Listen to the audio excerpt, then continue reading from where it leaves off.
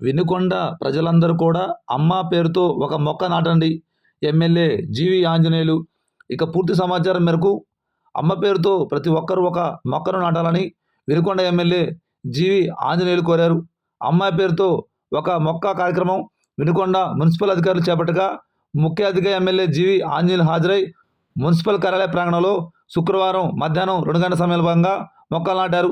ఈ సందర్భంగా ఎమ్మెల్యే మాట్లాడుతూ నాటిన మొక్కను అమ్మను చూసుకున్నట్లుగా జాగ్రత్తగా చూసుకోవాలని కోరారు.